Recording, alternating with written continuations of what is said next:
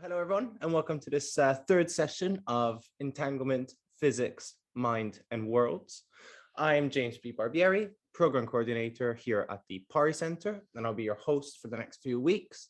As a host, I'm here to help you throughout the call, so any issues, just let me know in the chat. I know we all know the guidelines for this call, so just a quick reminder to please mute your microphone. We invite you to turn on your cameras. Feel free to use the chat to share your thoughts and ideas throughout the session. And of course, this session is recorded for archival purposes and for you all. You should receive the link in a couple of days. So this weekend is quite a special weekend. We've invited two Bohemians to speak with us. Today's session, we have the honor of having Emily Adlam with us. Emily is a postdoctoral associate at the Rotman Institute for Philosophy of Science, associated with the University of Western Ontario. Adlam received her PhD in relativistic quantum information from the University of Cambridge. But prior to that, she completed the Perimeter Scholars International Program in Theoretical Physics, and did her undergraduate degree in physics and philosophy at the University of Oxford. Adlam works on the foundation of quantum mechanics and related issues in the philosophy of physics. She's particularly interested in approaches to physics which go beyond the time evolution paradigm, encompassing a range of possibilities like temporal nonlocality, retrocausality, and all-at-once laws. Today, she will be talking to us about spooky action at a temporal distance. And with that, over to you, Emily. Welcome. Hi, everyone. I'll just share my screen. Hold on a moment.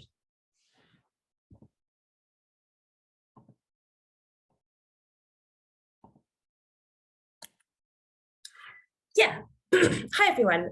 It's great to be here. I'm excited to be a part of this program. It's a really fun series of events. What I want to talk about today is temporal nonlocality. So you may well have heard a lot of talk about spatial nonlocality, but we hear a lot less talk about temporal nonlocality, action across a temporal distance rather than a spatial distance. So what I want to do today is sort of explore what temporal nonlocality might look like, introduce some reasons why we might want to take temporal nonlocality seriously, and then think a little bit about what the consequences for physics might be of doing that. So I'll begin by talking a bit about spatial nonlocality, then I will introduce temporal nonlocality and give some examples of it. I'll argue that relativity in particular gives us good reason to take temporal nonlocality seriously. I'll discuss some temporal Bell's inequalities. I'll discuss the connection between temporal nonlocality and retrocausality. And then I will talk about some consequences for scientific explanation and what might come next. So first, spatial nonlocality. Spatial nonlocality is a fairly well-established feature of quantum physics. It can be demonstrated by an experiment where, say, you prepare two particles, you send them to your friends in London and Sydney, and you ask your friends there to choose measurements and perform those measurements on the particles.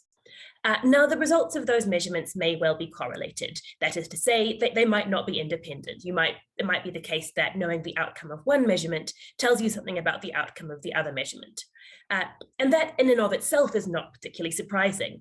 As Bell pointed out, we can achieve more or less the same effect if, instead of sending particles to my friends in London and Sydney, I instead take a pair of socks from my drawer and send one sock to my friend in London and the other sock to my friend in Sydney. And then I ask my friends to inspect the color of the socks.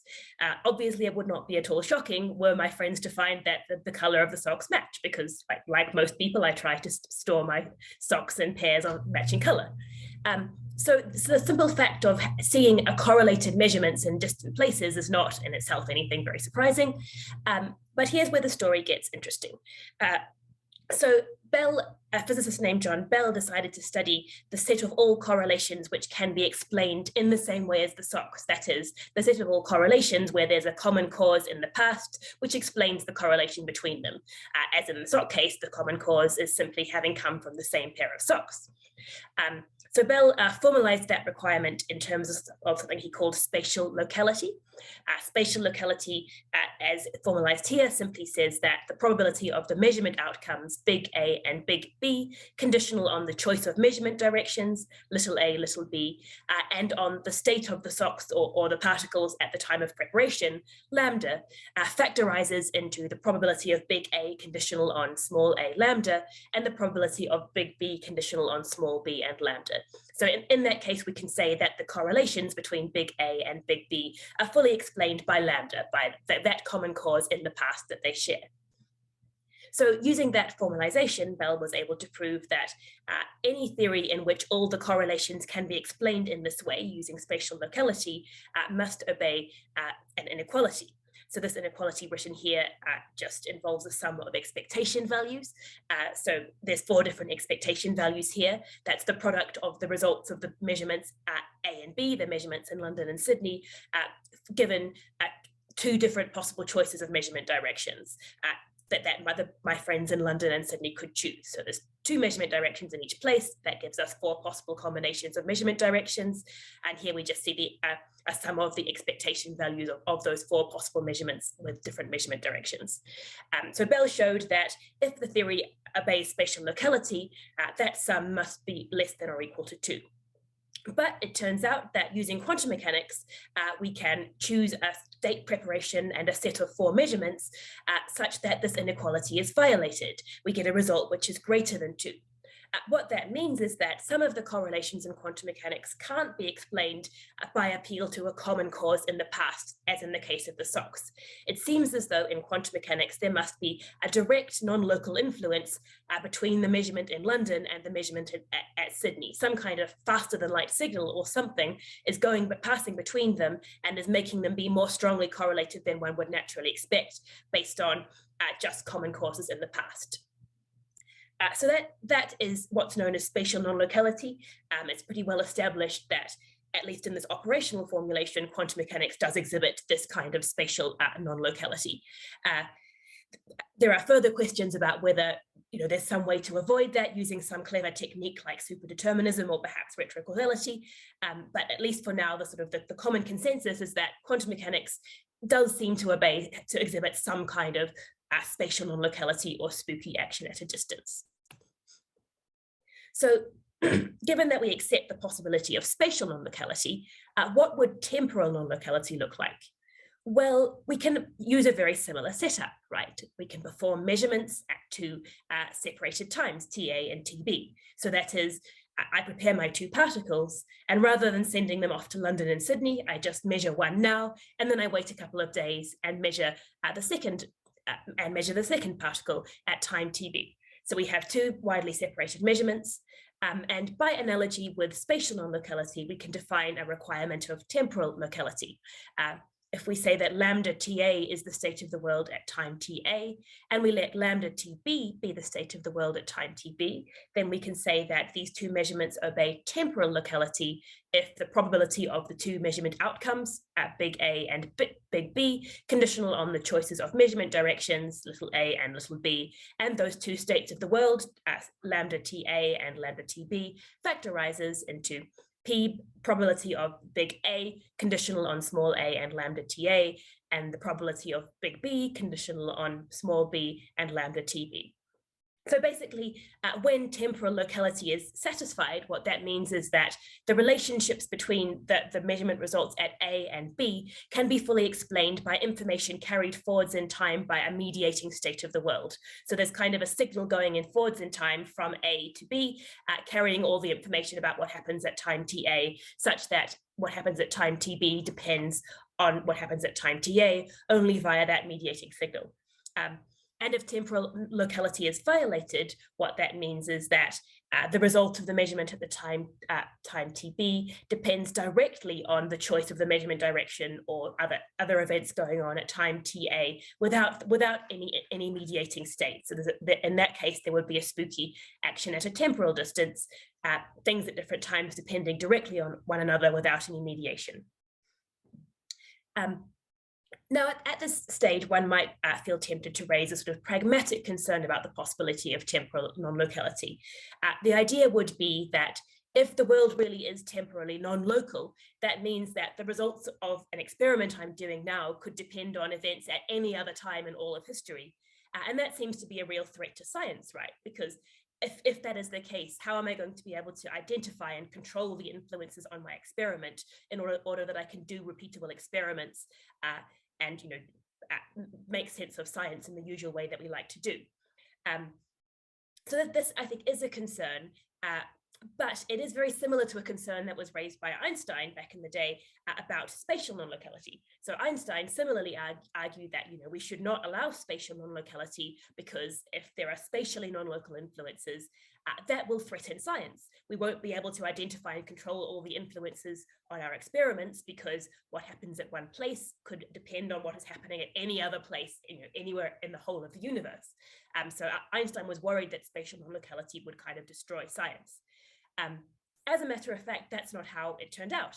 It turned out that we can still perfectly well do science allowing for spatial non-locality as it occurs in quantum mechanics. And the reason for that is that the spatial non-locality of quantum mechanics is not random. It obeys law-like regularities. It's possible to identify and understand what a system is entangled with and where the influences will be coming from, even if those influences are spatially non-local, as in quantum mechanics. So Einstein was wrong about the idea that spatial non-locality would destroy science.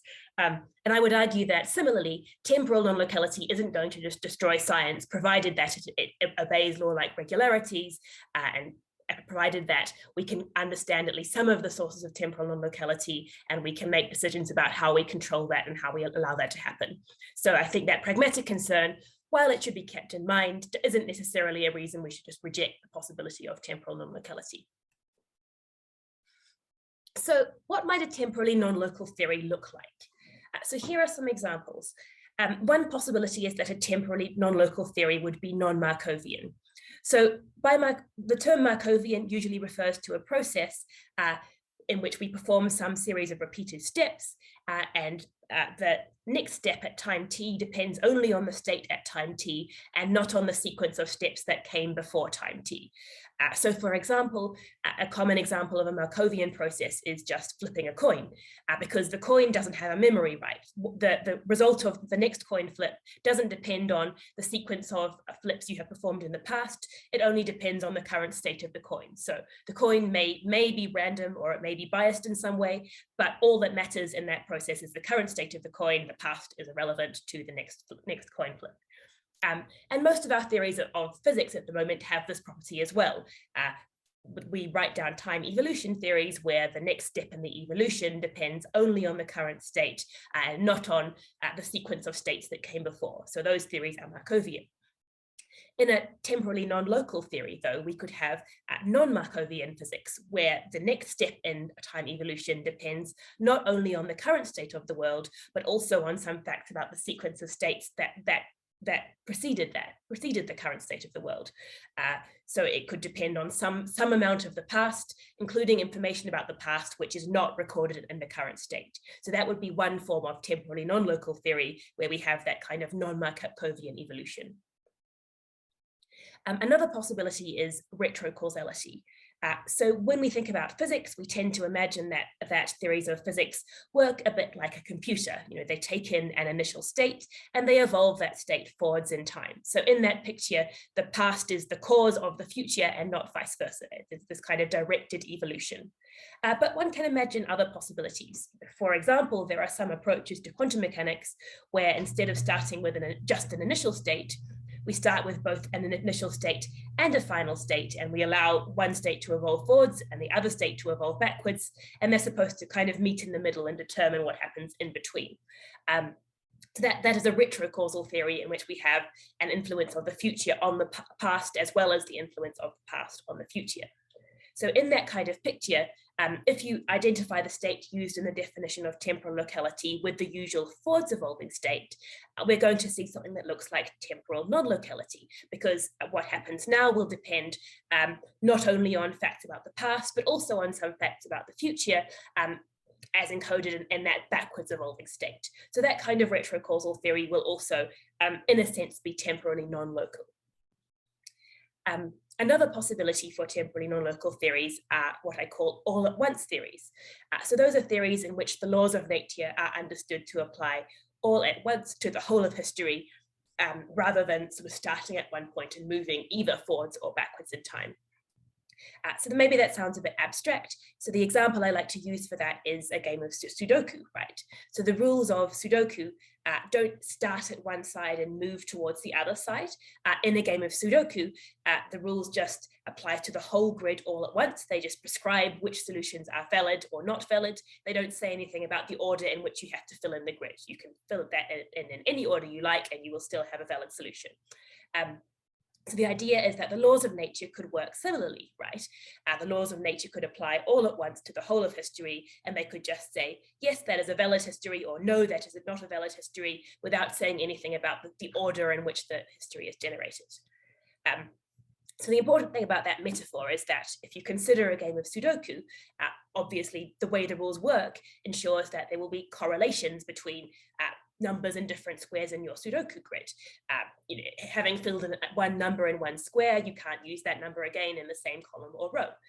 So there are sort of non-trivial correlations between the squares, the numbers in different squares. But those correlations aren't like mediated by anything. You don't have anything passing between squares to tell them what's going on in different squares. The correlations come directly from the rules of Sudoku and the way in which they prescribe valid and invalid solutions. And similarly, in a world governed by all-at-once laws, we would naturally expect to see correlations between events taking place at different times. And those correlations would not necessarily need to be mediated by a state which carries information from one place to another. The correlations could stem directly from the laws and the way in which they prescribe that certain histories are valid and other histories are invalid. So we would naturally expect that all-at-once theories would be quite likely to have this temporally non-local property. So I now want to turn to the question of why should we take temporal non-locality seriously? And I think the primary reason I'm interested in temporal non-locality comes from relativity. So basically the key point about relativity, particularly special relativity, Einstein's first theory of relativity, is that it tells us that there's no such thing as absolute simultaneity. That is to say, there's no unique, well-defined fact about what constitutes the state of the world at a given time. If we look at events happening at different places, there's no unique observer objective way of saying whether they're happening at the same time or not.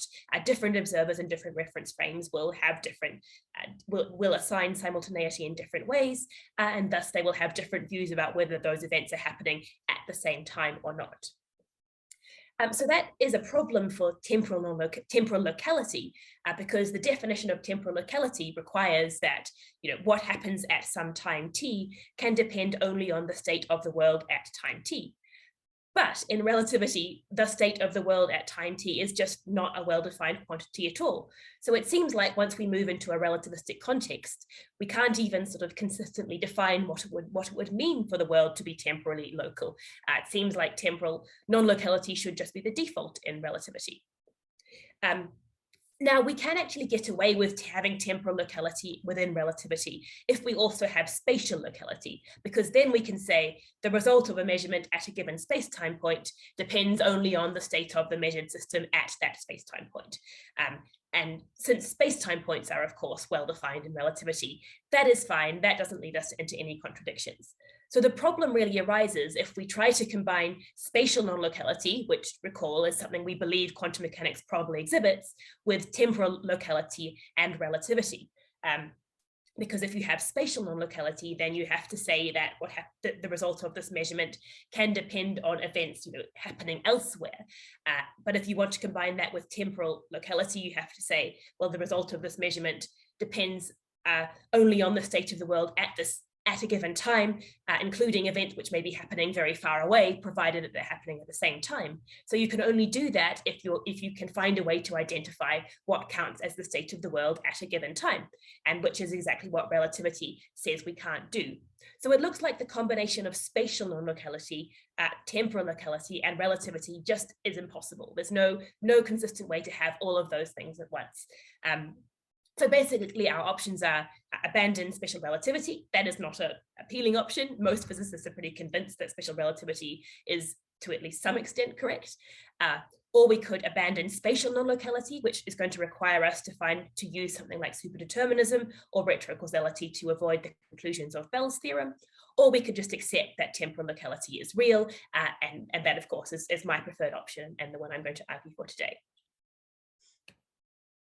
So we can kind of see the consequences of this dilemma showing up in various different interpretations of quantum mechanics. So for example, consider the de Broglie-Bohm interpretation. In the de Broglie-Bohm interpretation, roughly speaking, what we have is a collection of particles which are understood to represent sort of reality. Our experience supervenes on these particles, and those particles are guided through space-time by a guidance equation determined by the quantum state. So because the de Broglie-Bohm approach is a time evolution model in which the next step depends only on the current state of the world, it is by construction temporally local. But it's also usually considered to be spatially non-local. What happens at a given point can depend on the whole of the quantum state defined across all of space-time, and so there's a spatial non-locality, as we would expect from Bell's theorem. And we saw in the previous two slides that if a theory is temporally local and spatially non-local, it's going to have to be inconsistent with relativity. And this kind of is what happens in at least naive formulations of the de Broglie-Bohm theory. Basically, the most straightforward way of formulating the theory requires you to choose a preferred reference frame on which the evolution can occur. And that means that you are imposing a standard of simultaneity in contradiction with the claim of relativity that there are no facts of the matter about relativity. So that is often regarded as one of the major challenges for the de Broglie-Bohm approach. And from what I said in the last slide, we can now see that this was kind of inevitable, right? If it's temporally local and it's spatially non-local, it's going to be inconsistent with relativity. That's inevitable. We see a similar dynamic in the relativistic GRW theory. So the GRW theory is a spontaneous collapse approach to quantum mechanics. Basically, we allow the quantum state to undergo its usual forwards evolution in time, but then we have it undergo spontaneous random collapses at various points, which is supposed to ensure that at the macroscopic level, things are always found in definite states. So the relativistic version of the GRW theory is based on the Bell-Flash interpretation of the GRW approach, where basically we get rid of the quantum state entirely and we imagine that the world is made up just of the collapses or flash events. So as Bell poetically describes it, the world is made out of a constellation of flashes. Everything is just a sort of collection of these events. The relativistic version of this is spatially non-local, clearly, because there are no mediating states at all. There are just these flash events, and those are correlated with each other in a non-local way. So is it consistent with relativity? Well, it's been pointed out by Nicolas Gizan and collaborators that this relativistic GRW theory can be consistent with relativity only if we renounce an account of the temporal coming into being of the actual distribution of the flashes. That is to say, we can't think of these flash events as being generated in some particular order. We just have to describe them as a distribution across space-time in an all-at-once way.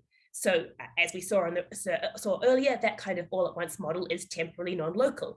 There are direct dependencies between events at different times, which are not mediated by any states. So the relativistic GRW theory is consistent with relativity only if we make it temporally non-local. And again, we can sort of see from the previous slide that was inevitable. A theory which is spatially non-local will be consistent with relativity only if it is also temporally non-local. So this kind of trilemma between relativity, spatial non-locality, and temporal locality is, I think, a very useful tool because it tells us straight away what kinds of interpretations of quantum mechanics are going to be consistent with relativity, and how we can straightforwardly see the connection between spatial non-locality and temporal non-locality. Moving to Einstein's theory of general relativity. So this is Einstein's second theory of relativity, his theory of gravity, basically. We can also see signs of temporal non-locality in general relativity as well. So you've probably heard that in general relativity, matter bends space-time or something of that kind. And the specific equations describing the way in which matter bends space-time are the Einstein equations, which I've shown here.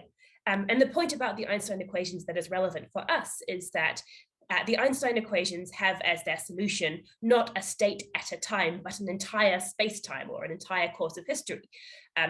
So from that point of view, the Einstein equations in their usual formulation really do seem to be all at once laws. They are not time evolution equations. They are simply telling you whether an entire solution or entire course of history is valid or not. So in that sense, this seems like quite strong evidence that these all at once possibilities should be taken seriously. That said, there does exist a time evolution formulation of general relativity. So you can take the Einstein equations as I've written them here and sort of massage them a bit and turn them into something that looks like a time evolution formulation. But there are significant sort of limitations of that.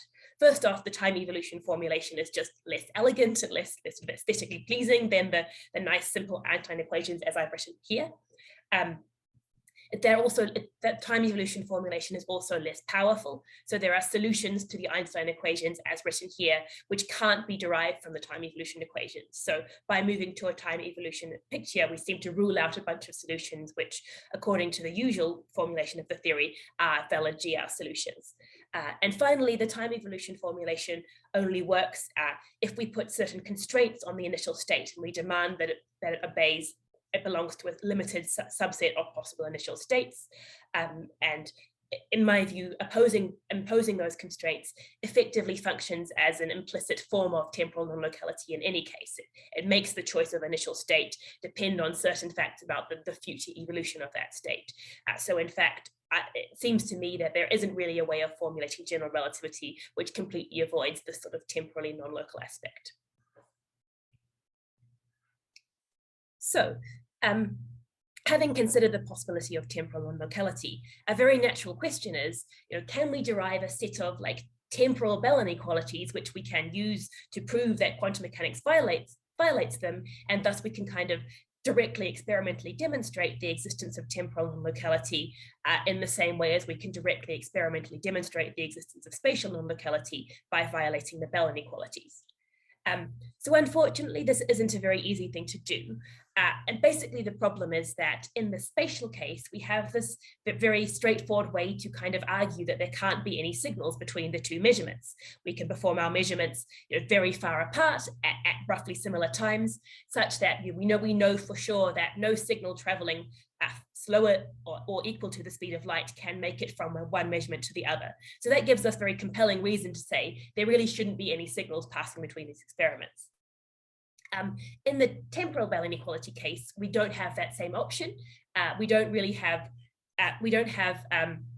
anything we can do to kind of put a block between two times to prevent signals from being sent from one time to another. So no matter what we do, we can't totally rule out the possibility that there is some signal going from one time to the other, and we just can't see that signal, or we're just not aware of it.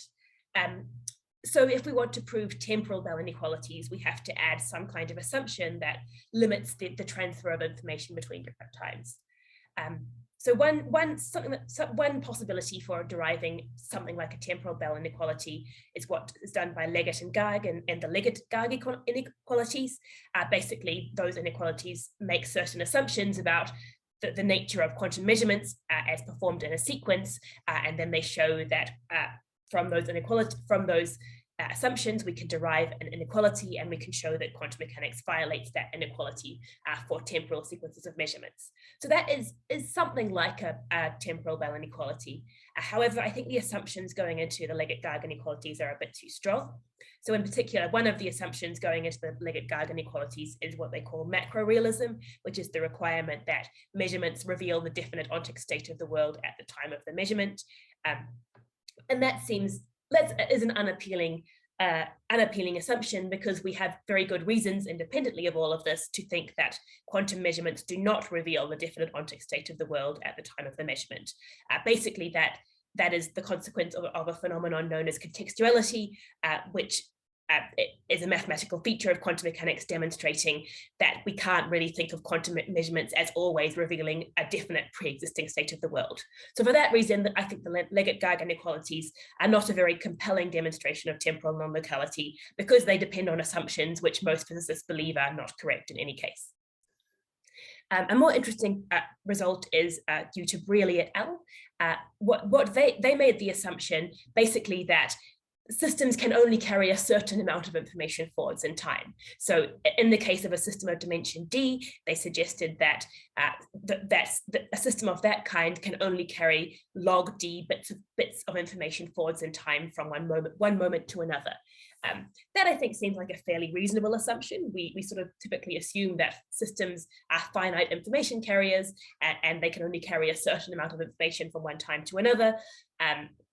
Exactly how much information they can carry is perhaps a little bit arbitrary, but in most of our current theories of classical physics, log 2D bits is the appropriate amount. So the assumption made by Brearley et al. Here kind of makes sense. And what Brearley et al. Show is that if this assumption is true and systems of dimension D can only carry log D bits of information forwards in time, we can then derive a bound on the minimum dimension of the system needed to solve certain kinds of problems and exhibit certain kinds of effects. And Brearley et al. Show that quantum mechanics violates this. We can solve this kind of problem involving measurements across time using a quantum system of dimensions smaller than we would be able to do with a classical system. So what this essentially shows is that, if you assume that indeed systems are limited in this way in the amount of information they can carry forwards in time, then the fact that quantum mechanics can solve this problem demonstrates that there must be a direct temporally non-local influence between different times. Some of the information must be transferred not via the physical mediation of the system carrying information forwards in time, but instead by a direct temporally non-local influence between events at different times. So that's not a completely compelling demonstration of temporal non-locality, because one can always say that perhaps Brearley et al. Are mistaken in their assumption, and actually quantum systems can carry more information than they imagine. But nonetheless, it is at least a demonstration that there's something non-classical about the temporal relationships and the ways in which temporal sequences of measurements work in quantum mechanics. So I now want to talk a little bit about the connection between temporal non-locality and retrocausality.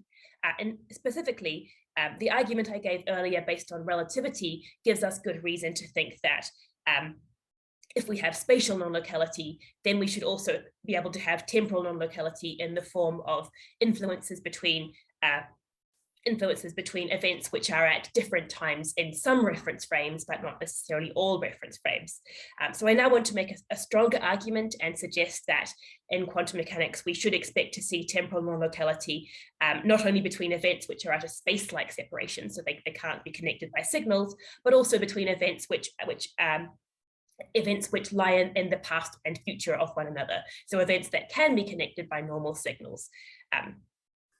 So to do that, we start with the assumption we discussed earlier from relativity, the idea that there are no preferred reference frames in the universe. That is to say, there's no objective standard of simultaneity. There's no definite way of saying if two events occur at different places, whether they're occurring at the same time or not. We're also going to suppose that spatial non-locality is in some sense real. So if I perform an experiment testing some Bell inequalities at a space-like separation, so in the case where the experiments are so far apart that there's no signal traveling slower than the speed of light could pass between them, we're going to suppose that in that case, the correlations observed are explained by some kind of non-local influence between the two measurements, B and C. So these two, no physical signal can pass between B and C, so there must be some kind of spooky action at a distance happening, connecting those experiments at B and C. So now we note that because there are no facts about absolute simultaneity, it follows that there can't be any relativistically covariant way to decide whether the non-local influence in this experiment goes from B to C or vice versa. That is, because there are no facts about absolute simultaneity, there's no fact of the matter about whether B occurs first or C occurs first. So we can't just say the one that occurs first is the cause and the one that occurs second is the effect, because there's just no fact of the matter about which one occurs first and which one occurs second. So it seems like if we're really sticking to this relativistic principle that there is no absolute simultaneity, then we need to just accept that there must be some non-local and reciprocal influence between B and C. They stand in some kind of mutual reciprocal relation where B influences C, but also C influences B, and neither one is the cause and the effect. So now we're going to make use of something called the ontic equivalence principle. This is often used in quantum mechanics, and it's basically the idea that when we have two processes which produce exactly the same operational statistics, then kind of as an application of Occam's razor, we should assume that roughly the same kind of process, underlying processes produces both of them. That is, there's the same kind of mechanism is responsible for both of those effects, and that's why they look so similar. So applying that, let's note that the operational statistics for an EPR experiment, that is a pair of measurements violating the Bell inequality, are the same regardless of whether those two measurements are performed at a space-like separation or whether one of them is in the future light cone of the other. That is to say, we considered on the previous slide the case where the measurements are so far apart that no physical signal traveling slower than the speed of light could possibly go from one to the other. But now we can perform the same experiment with one of the measurements in the future of the other. So it is possible now to send a signal from one to the other. And quantum mechanics predicts, and experiments have shown, that the operational statistics are going to be the same in either case. We're going to get exactly the same results, regardless of where in space-time we perform our measurements on our entangled Bell particles. So this suggests, if we believe the ontic equivalence principle, that there should be the same kind of underlying mechanism operating in both cases. We shouldn't have totally different things going on in these two very similar experiments, which give exactly the same results. So that is to say, if we accept that in the previous case, there's a non-local and reciprocal and mutual influence between those two events, it follows that when we put one of those events in the future light cone of the other, there's still a mutual reciprocal non-local influence between them. So that is to say, when C is in the future light cone of B, we have a non-local forwards in time influence of B on C, and also a non-local backwards in time influence of C on B. So we have some kind of retrocausality going on. We have temporal non-locality involving a dependence of the past on the future and vice versa, and that influence needs to be understood as being non-local, even though C is in the future light cone of B. And so in principle, one could send a direct signal from C to B. In this case, it seems as though there is no direct signal being sent. Instead, there's a direct non-local dependence between events at different times. And notice that this kind of mutual reciprocal relation is quite consistent with the all-at-once picture I described earlier. If we think back to the metaphor of the Sudoku grid, in our Sudoku grid, we see correlations between different numbers at different columns and rows, but it isn't the case that one number causes the other or vice versa. They just kind of stand in a symmetric mutual relationship as dictated by the rules of Sudoku, which constrain their relation between them, but which don't sort of do that in any directed, ordered way. And similarly, that's the kind of effect we're seeing in this Bell experiment, with one event occurring in the future of the other. They stand in a symmetric mutual relation, which doesn't need to be understood in terms of distinct direction arrows of causation or in terms of any ordered process. So I now want to sort of take a step back and ask some questions about what does all of this mean for science? If we accept that there is temporal non-locality, how is that going to change our sort of scientific norms and the ways we think about science? So I think it has particularly important consequences for the way we should think about scientific explanation. And that's because it's very common in scientific explanations that we say that scientific explanation involves explaining a state defined at time t by evolution from the state at the time just before t. So if I want to explain why some event occurred in a scientific way, usually what I'll do is say something about an earlier state and then show that the earlier state evolves to the later state involving the event I'm trying to understand by means of our accepted time evolution laws. But once we accept the existence of temporal non-locality, there are other possibilities for scientific explanation. This kind of evolution explanation is no longer the only kind of explanation that is valid. And that potentially offers interesting new ways to explain phenomena that aren't very easily explained within the time evolution paradigm. So one example of this is something known as the past hypothesis. So basically, as you probably all know, an important feature of our universe seems to be that entropy is increasing. We live in a universe which started out in a very low entropy state, and therefore entropy is naturally inclined to increase from that low state. So in order to make sense of this, we have to sort of postulate that indeed the universe started in this very low entropy state. And many observers have sort of argued that there's something a bit puzzling about that. This low entropy state seems very special, very unusual in some way. Why are we so lucky that our universe did end up in this low entropy state, which allows for entropy increase and thus for interesting complex phenomena like life? Why aren't we just in a universe that started in a high entropy state and just remained like that forever? It seems very convenient that the universe just had this feature. And within the time evolution paradigm, there's kind of nothing that can be done to explain this low entropy initial state, right? Because by definition, there are no states before the initial state, so we can't explain the initial state by means of evolution from some earlier state. But once we move away from temporal locality, there are other types of explanations that might be valid. So for example, in the kinds of all-at-once models I discussed earlier, the initial state really plays no special role. It's not the case that the initial state is the initiator and everything else is produced from it. The whole universe is determined at once in a temporal way, and therefore the initial state is just as susceptible to explanation as a state at any other time.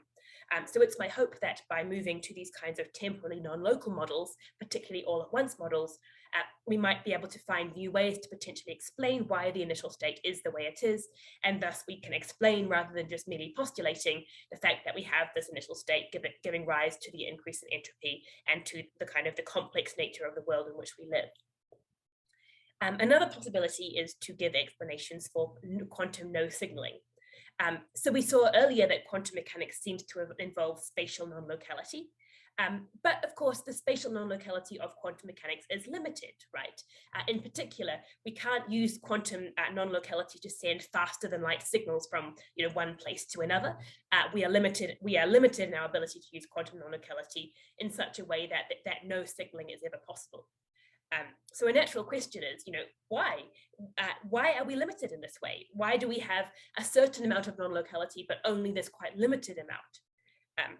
This I think is a sort of remains a mystery in the standard time evolution picture. There's kind of no obvious reason why we should be limited in this particular way. But once we move to an all-at-once picture, we can give a very natural explanation of it. Because the problem with having signaling phenomena, having the ability to send signals faster than light, is that we could very easily use that to produce some kind of contradiction, right? Basically, we would have a situation where I would send a message to my friend containing the value of a bit or something like that, and my friend would then change that message and send it back to me. And if both of us are sending our messages faster than light, then it's possible for my friend's message to arrive back to me just in time for me to use it as the content of my original message. So that message now says two different things at once, which is a logical contradiction. We can't have a message which says two different things at once. And therefore, having signaling seems like a real problem because it will lead to logical contradictions. So we can therefore argue, I think, that just as a matter of basic consistency, the world cannot contain signaling processes. The processes available to us must be defined in such a way as to avoid the possibility of logical contradictions. And that kind of explanation is quite hard to make sense of in a time evolution picture because it requires us to look at kind of the whole and to use sort of teleological reasoning to say, the processes available to us must be defined in such a way as to achieve a certain effect, i.e. to avoid having logical contradictions. We can make sense of that in a sort of all-at-once temporary non-local picture, but it's pretty hard to formulate that in a time evolution model. So potentially moving to these kinds of all-at-once pictures gives us a bunch of new explanatory resources to explain things in sort of teleological ways. and thus potentially opens the door to explaining a bunch of features of physics that we just had to sort of accept and leave as unexplained in the standard time evolution picture. So what sort of follows from all this? Where should we go from here in terms of both sort of the philosophy of science and physics? So one point is that quite a lot of elements of philosophy of science depend implicitly on an assumption that we are working within a time evolution picture, a temporally local picture. So for example, philosophical accounts of lawhood, of what a law of nature is like, are often used as their main example time evolution laws. Often people just use Newton's laws as their main example when they're analyzing laws of nature. And therefore, we see accounts of laws of nature which presuppose and make the assumption that valid laws must take a time evolution form. So if we are going to move away from that and accept the possibility of temporal non-locality, all of those philosophical accounts of lawhood are just too narrow. They're ruling out a bunch of laws which are in fact possible laws and should be included in our philosophical account. So that will require, I think, some new developments in the theory of laws and lawhood. Similarly, the questions about causation, our ideas about causation are very closely tied to the time evolution picture. We tend to think of, as I say, the past causing the future and not the vice versa, and we think of that as happening in a temporally local way.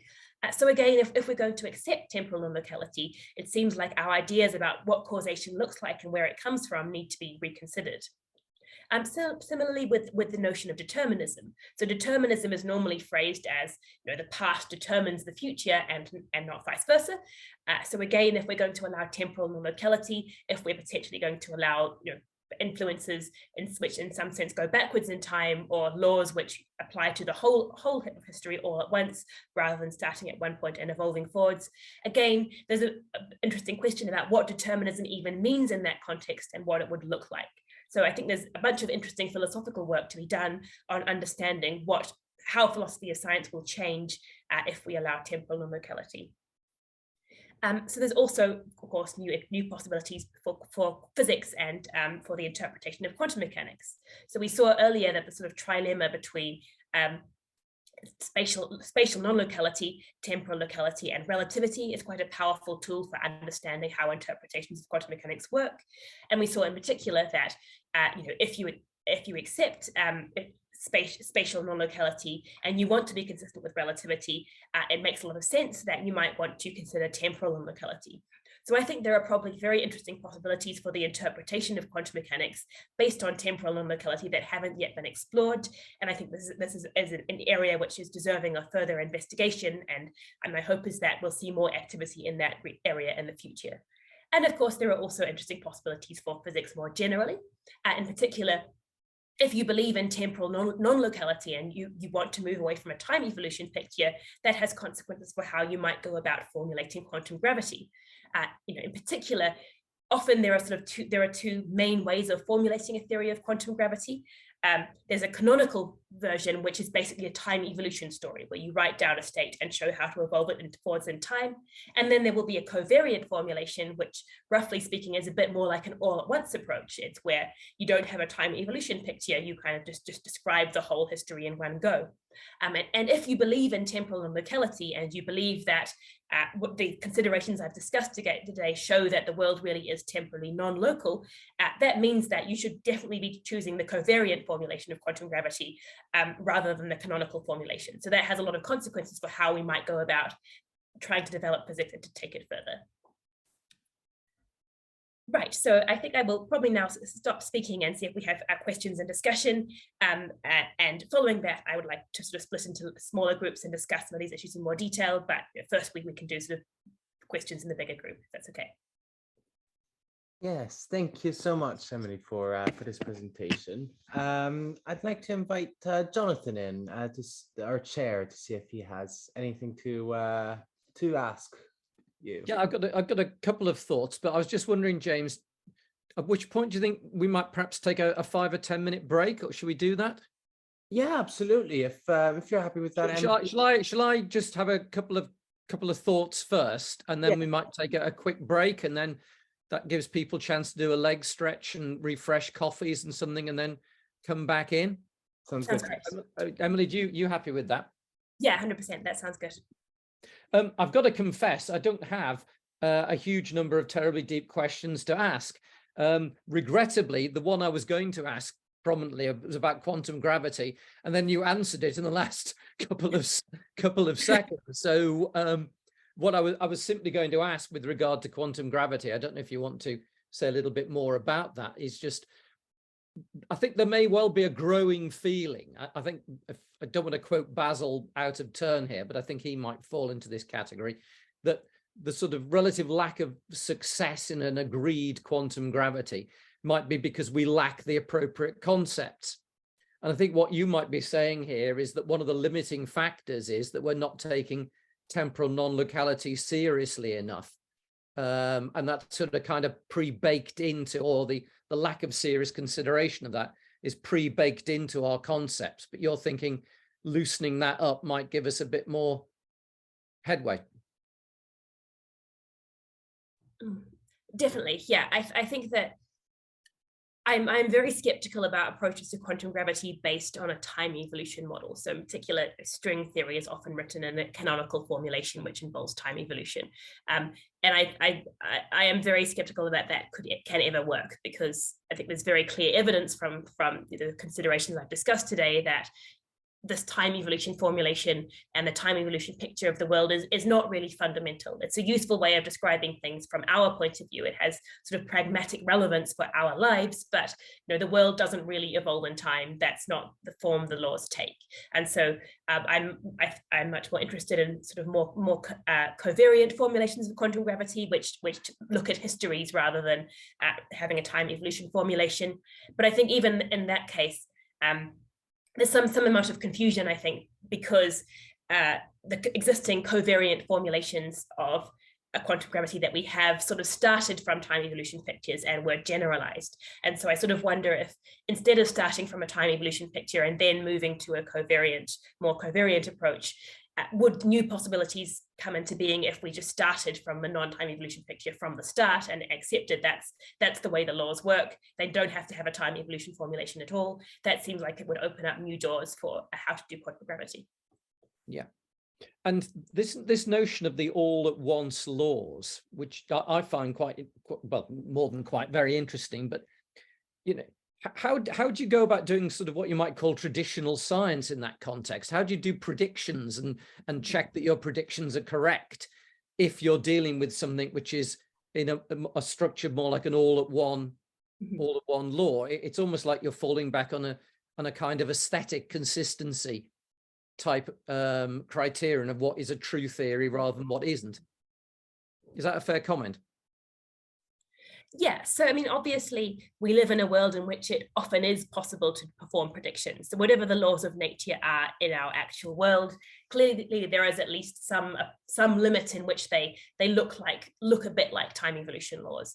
Right. So that is a constraint on what kinds of all at once laws we can postulate. They have to be empirically adequate. They do need to reduce in some limit to the sort of classical time evolution laws and quantum time evolution laws that we're familiar with.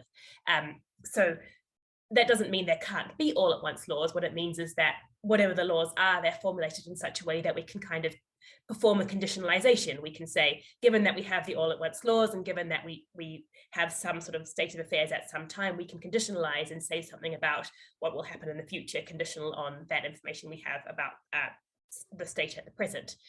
So we certainly should expect that it will be possible to extract something that looks a bit like a time evolution formulation in at least some regimes.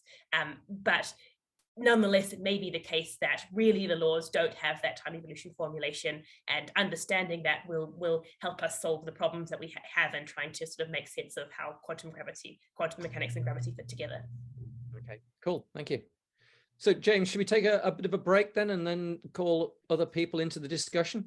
Of course, yes. Let's take 5 minutes. We'll come back at the top of the hour. Basil, I hope I didn't misrepresent you there, but I think I recall. No, it's a difficult one. Because really, I was looking at the kind of work that I've been doing over the years and trying to fit it in with the criteria that Emily are laying down. And it's because I'm coming in a very different way. Okay, well, I've fallen. let's develop that thinking when people get back. I just wanted to double check that I hadn't misrepresented your views on the fact that we don't have the right concepts yet. Oh no, so that's absolutely correct. If that's what you're asking me, yes, that's the whole exercise we were doing, and it is not easy to get new concepts. That's the problem, and that's the problem with saying let's throw everything away and start from scratch. I think that's what we were trying to do in the early in the 60s, when I was meeting with David Bowman and Roger Penrose, for example, where we were thinking that we'd have to throw the original ideas out and even throw out space and time and derive space and time from something more primitive. Cool. Well, we And probably when can't say too much more right now because oh, we've okay. Don't get me going. I know, it's my fault, but I've just said to everybody, let's take a 5-minute break, and I've just pitched you off on a very interesting conversation. So just reining you back for a second. I'll stop. Give them the 5 minutes to get back. It just no, you haven't misrepresented me, and B, yes. I don't think we do enough of what I'm doing. Maybe you think what I'm doing is utter nonsense, but I don't see much of it. People want to cling onto the side of the swimming pool and they don't want to jump into the middle. Because if you jump into the middle, you drown, and that is the difficulty. Well, it's kind of called building a career, isn't it? Yeah, fortunately, when I came through, there was not the unmerciful pressure that our youngsters are under today. It's a totally different country, and I mean that in general, different world. Let's make it global. And I don't know what to do with that. I mean, the real mavericks wouldn't care less anyway. No. But whether they can do it, you can't do everything by yourself. That's one of the things. In the early days, there were just few people involved. You know, you name them: Heisenberg, Schrödinger, Bohr, Einstein, etc. Nowadays, there are so many people contributing valuable insights into this whole story that we don't see the whole picture anymore. We see bits and pieces of it. And I don't know what to do about that. It's the youngsters have got to deal with that, not us oldies.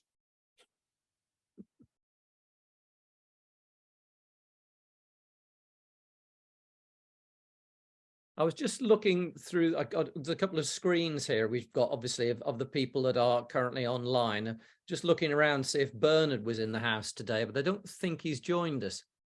Well, he would have been in by now, I think, if he joined us. I was wondering what he would make of this temporal non-locality. I think he would find it in many ways quite appealing. Well, it'll certainly make him think, because he's in that direction. What is time? And this is a central question. And this is some of the aspects of time that you have to be very cognizant of if you're going to do something new in that direction. I find time very difficult. I really do find time very difficult. As the understatement of the century. Well, it's such a slippery customer. It's such a slippery customer. Great. Well, sorry, I mustn't say any more. Okay, no, I mean, as always, we've had a very interesting conversation and during our break. I was trying to cut it. Yeah, I was just conscious of the fact that I didn't want to take the conversation along too far. Sure. No, but this is for the rest of the meeting, not for me. I'm very conscious of overstepping the mark. I will have my say tomorrow. Yeah, for sure. Well, I think we can now open up for questions and discussion. So if you'd like to ask a question, you can use the raise your hand function, which can be found under reactions at the bottom of your screen, or if it makes you feel more comfortable, you can always write it in the chat, even privately to me, and I can read it out to you. So the first hand up I can see comes from Chris.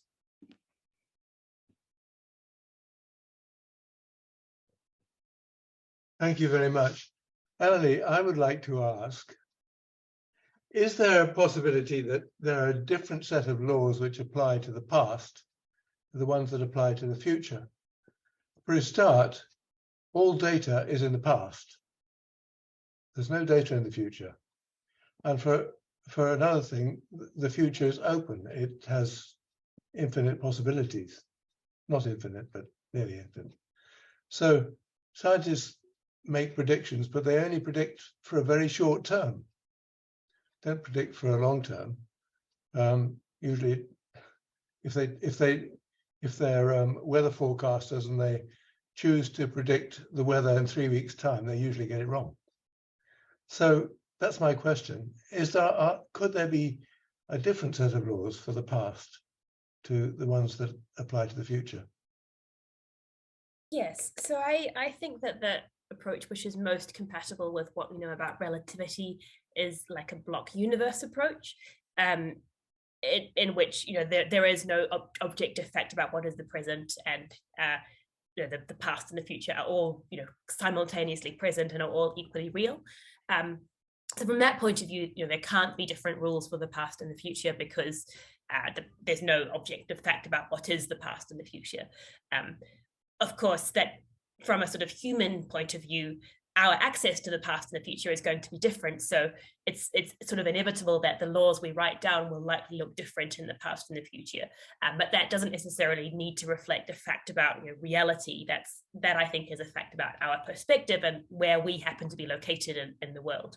So I think it is quite important in science to think carefully about extricating facts about our perspective and our epistemic limitations from the way things really are. So we need to make that distinction between what is just human science and what is the underlying laws that really govern the world.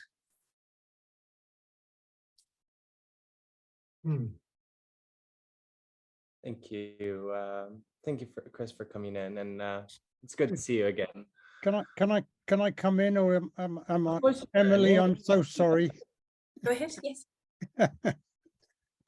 No, what we normally do in physics, we assume, at least we did in the 70s when I was very active, was that there is a cosmological principle, and we assume that the laws that we find today are the laws in the past and laws in the future. And there has been a lot of speculation about whether, in fact, that cosmological principle is valid or not. And there are a number of very eminent people, I think Freeman Dyson for one, Dirac himself, and John Wheeler, wondering what happens in an evolutionary universe should the laws evolve at the same, in a different way. And we just don't know. So we just have to be aware that this might be relevant, but at the moment, I think most people are using the cosmological principle. It's so lovely, Basil, that you always leave the question open. I think younger scientists tend not to leave the question open; they always want to close it. Well, I don't know any answers at all. I think I do, and just as I think I've got it, it slips out, and we got to change it. We live in evolution. Thank you. Thank you, Chris and Basil, for coming in. Next, let's go to Mark. Hi, Mark. Thank you, James. Thanks for your talk, Emily. I've got a question, two questions. My first question, I'd like you to, if you could tease out the difference between, you were talking about all at once theories, and the difference between that and superdeterminism. So if you could say something about the difference between the two of them. From what I understand from the, they've been trying to close all the loopholes for the Bell experiments, and I think superdeterminism, they weren't able to rule it. They aren't able to rule it out. It's just not possible because it just isn't, as far as I understand. But just want to know the difference between the two of those. And I know, I think Zellinger said he had a problem with superdeterminism because it just makes me think like, what's the point of science or something? But the second question I had was, it's kind of a bit left field, but I wanted to put it in there as well. If we have this new way of looking at the world, whether it's an all-at-once theory or superdeterminism, is there a role for consciousness? And some of the phenomena that are related to synchronicity seem to be very similar to the acausal principle. Jung talked about the acausal connecting principle. And I'm just wondering, have you had any thoughts about that as well? Thank you. Emily, I think you're muted. Yeah, so superdeterminism is a little hard to define because everyone who talks about it has a slightly different definition of it.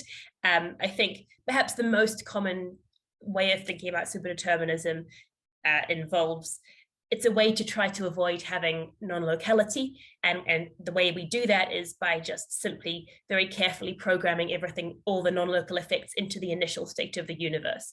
So although you see correlations that look as if they're non-local, really they're not non-local because those correlations were just baked into the initial state.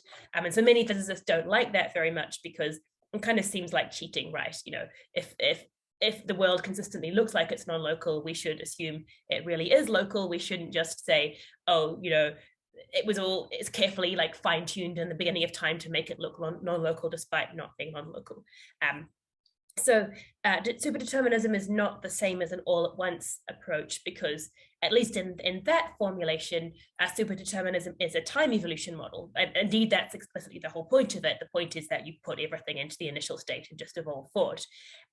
And moreover, superdeterminism is specifically designed to be both spatially and temporally local. That the whole point of superdeterminism is that people are nervous about spatial non-locality and they want to get rid of it, and so they want to fix that with with superdeterminism. Whereas in all-at-once theory is, as I said, explicitly both temporally and spatially non-local. We see correlations between events at different points, which are not mediated by anything; they're just consequences of the all-at-once laws directly.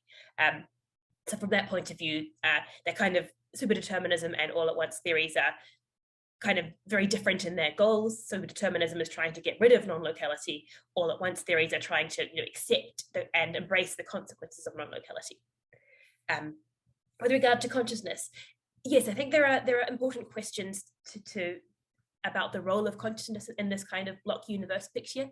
In particular, obviously, we experience time as moving forwards. The reason why we have all these time evolution theories is because we feel like time is moving forwards, and we have the sort of conscious experience of being at a time and of temporal becoming. And so any block universe theory or a temporally non-local all-at-once theory will need to do some work to explain, where does that experience come from? Why do we have this experience of temporal becoming if the world is not really temporally evolving? And so there's a sort of crucial questions there about the role of consciousness and the nature of conscious experience, and in particular the temporal nature of conscious experience, and where that temporal nature of conscious experience is grounded if it's not grounded on a real process of temporal becoming in the form of temporal evolution.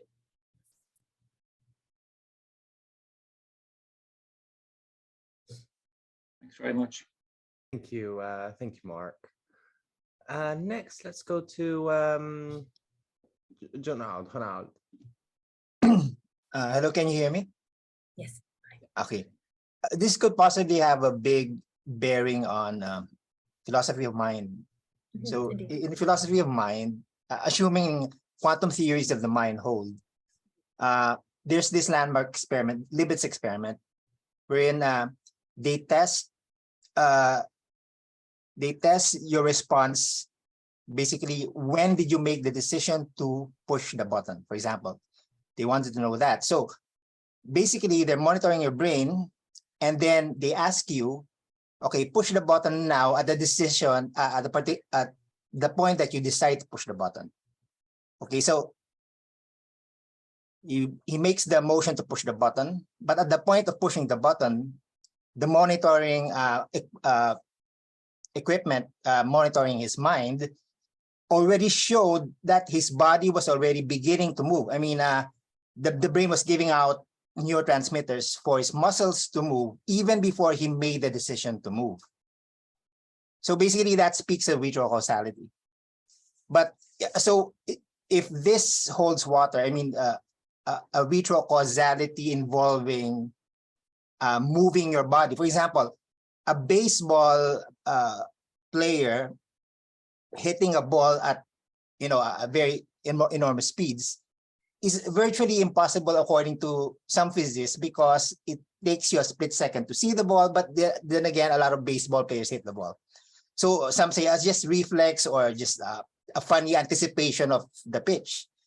But if retrocausality holds, then Libet's experiment becomes doubtful, and it will figure in the division of philosophy of mind, because the materialists are entrenched in the Libet experiment. They say that because your body began to move before your decision to move, therefore it is an illusion. Free will is an illusion. So basically the body moves, but you say you made this decision after the body moves. I mean, the neurochemicals in your brain. Therefore, the brain gives you the illusion of decision making, and it also gives you the illusion of consciousness. So basically the epiphenomenalists in the philosophy of mind camp of consciousness says that consciousness itself is an illusion. Okay, so basically the body moves and it gives you an illusion that you made that decision to push the button, and it gives you an illusion of agency of consciousness. So is there this possibility of retrocausality in quantum theories of the mind entangled between present and past? So basically you made a decision now, then your decision travels 2-3 seconds in the past to ready your body to move and so forth. So is that a possibility? Because the big hindrance I'm seeing here, because if information cannot be transmitted in temporal nonlocality, so information also cannot be transmitted in spatial nonlocality, then information also cannot be transmitted in temporal nonlocality. So I see that as the primary hindrance. So what are your views on that? Yeah, it's interesting. As you say, there are sort of two interpretations of that experiment, and one is the retrocausal one, and the other is that, as you say, your understanding of your conscious choice is not reflective of the moment at which you is not really the cause of your actions in that sense. So I mean, I am inclined to actually favor the second interpretation in that case, and agree that in some sense your conscious feeling of making the decision has nothing to do with your body making the decision, and that's because if you want to interpret that in a retrocausal way, it seems as though you need to kind of add on top of the the physical information about your brain and your body, you need to add like some kind of non-physical consciousness, which is reaching in and making the choice and having that retrocausal influence. And I personally don't believe in non-physical consciousnesses. I think that consciousness is whatever it is, it's supervenient on the brain and on the physical being. And so what the physical being is doing is the reality, and there's no consciousness to reach in at a later time and make that decision. So from that point of view, I think that unless you're willing to accept this sort of dualist picture with a non-physical consciousness and a physical body, then the correct interpretation of that experiment just has to be, yes, your experience of making the conscious choice is in some sense an illusion, and in fact your body has already made the decision. So basically you're more inclined to believe in materialist viewpoint that no, not really materialist, but an epiphenomenal viewpoint that consciousness, that illusion is given to consciousness, and that the illusion I don't think consciousness is an illusion. I don't think consciousness can be an illusion, because one has to be conscious to experience an illusion. So I think that doesn't really make much sense. But I do think that in some sense free will is to some degree illusory. Yes. But there need not be a duality, because if, for example, physically it's if retrocausality happens physically in the brain, then the moment you made a decision, the making of the decision is really a complex thing also, because you have to define it. What made the decision are the neurons in the brain made the decision, or that's your point. But if the neurons in the brain itself is concurrent with the decision, then could that be entangled with a past action that readies your body to make the movement? So, but again, your answer is possible.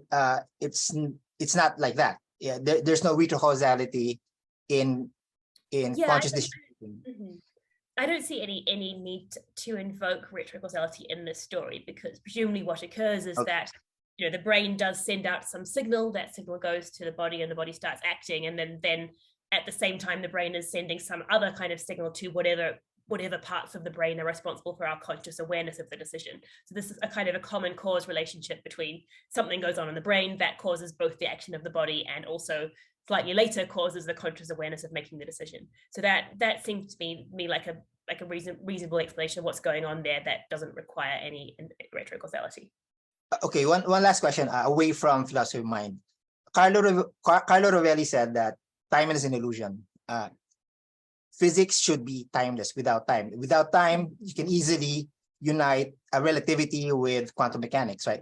So is Carlo Rovelli's timelessness, his proposal that physics need not have the time factor, tie in with temporal nonlocality? Yes. So when Carlo talks about timelessness, he's most likely talking about the problem of time, which is a feature of quantum gravity, where basically when we perform the usual canonical quantization of gravity, what we find is that time becomes just a gauge transformation. That is to say, different moments of time are not really distinct moments. They're all just the equivalent representations of the course of history. And so in that sense, there's no time anymore. All moments are equally real, and they all kind of make sense. So I think definitely that feature of quantum gravity, if you believe that indeed that's the right way of quantizing gravity, that I think does support the sort of the block universe type picture and the all at once type picture, because it tells us that essentially that moving from one time to another is not a real physical process. There's no process of becoming. Instead, each different time is just a different way of representing the entire course of history. They're all all times are physically equivalent. So and from that point of view, it does indeed seem to support the kind of approach where everything happens all at once. There's a block universe. There's no process of becoming. It's like the theory that the positron is really an electron traveling back in time. Feynman's like that. Yeah, exactly. Yeah. Okay. All right. Thanks. Thank you. James, I know there's a couple more people queuing up with questions, but do you mind if I just chip in something at this point? Of course, please do. The only to say that this is a conversation that might be very interesting to bring back again next week when we've got Dean Raid in as one of our speakers, because I don't know how many people in the room at the minute are familiar with Dean's work, but he's certainly done some work on what he refers to as presentiment, which very, very quickly, because I don't want to hold the conversation up, but he's done experiments whereby he's exposed people to different classes of image. So what you might call a frightening image and what you might call a soothing image.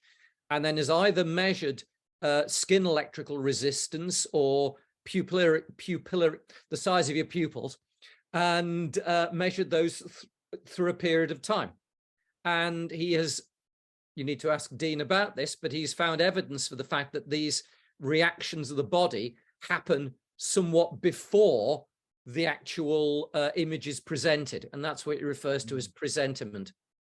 So it'd be very interesting to bring this conversation up again, I think, in that context. Okay, yeah. Thank you, Jonathan. And of course, thank you for coming in with your question. Next, I'd like to invite Alan. Hi, Alan. Hi, James.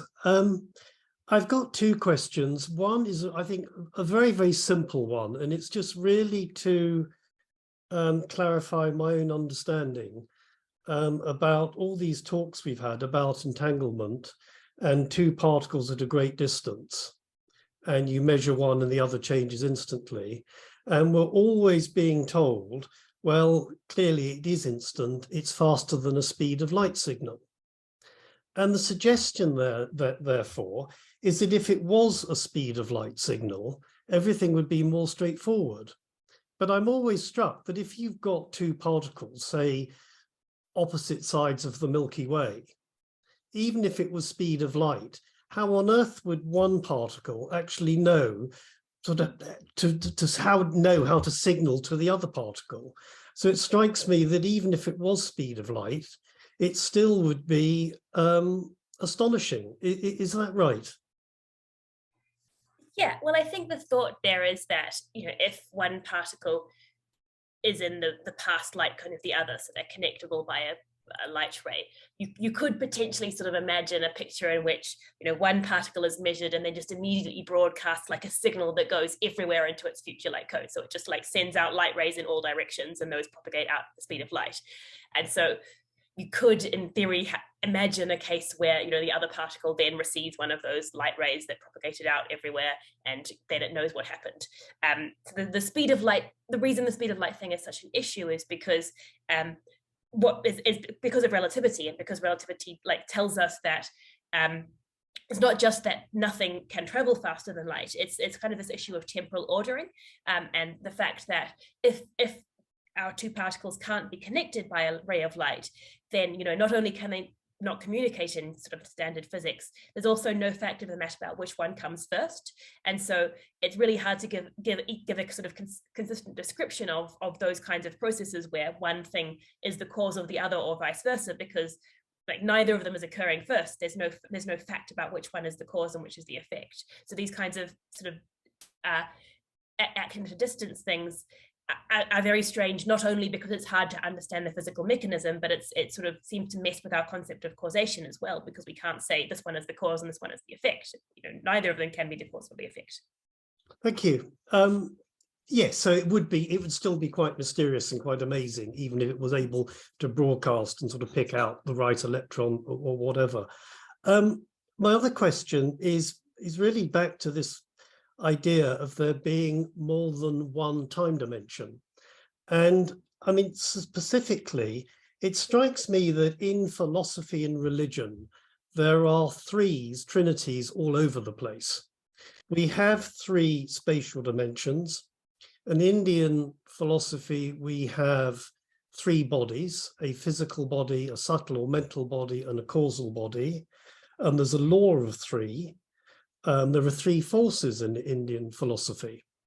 And I was really struck by somebody I came across, somebody called, I'm sure many have heard of, John Bennett, was an early Gurdjieff student, and he proposed 3 dimensions of time.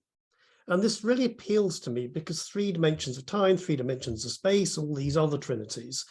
And what they were, there was normal time, which he described as giving us the concepts of before and after, but the present exists, but the past and future do not.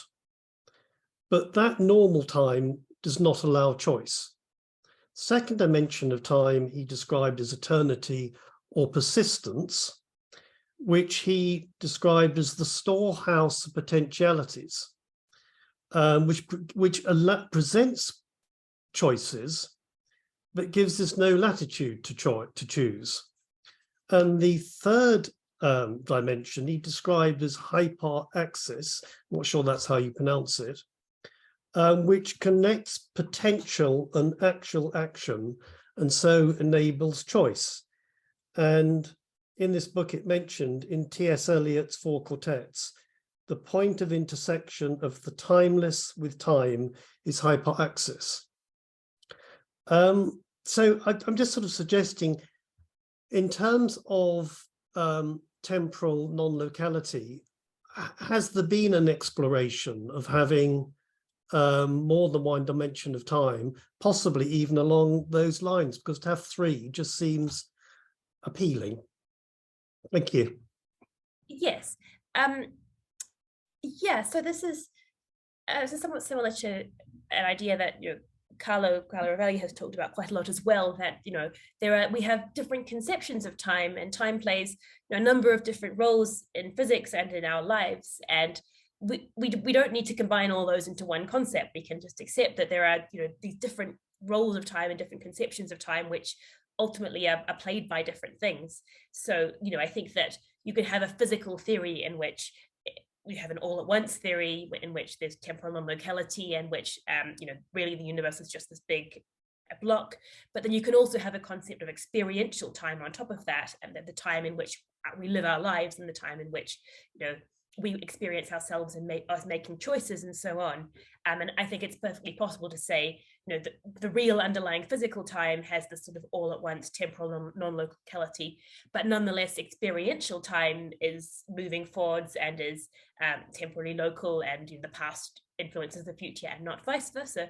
And there doesn't need to be any contradiction there. We just need to recognize that experiential time and some of the roles that time plays in our consciousness and our life are not identical with the ways that time really functions in our physical theory. So yeah, I agree in that sense. It is really helpful to separate time into its different dimensions or different conceptions, and not try to conflate them all. It just recognize that they can be different and have different roles.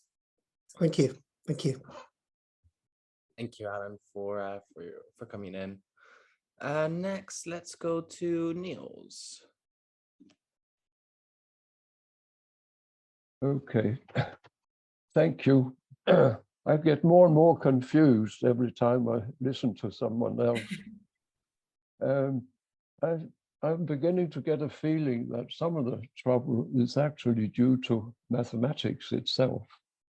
Because the forms we have in mathematics, we don't know what the lengths of these trajectories are. And so, and I know Basil has talked about that also.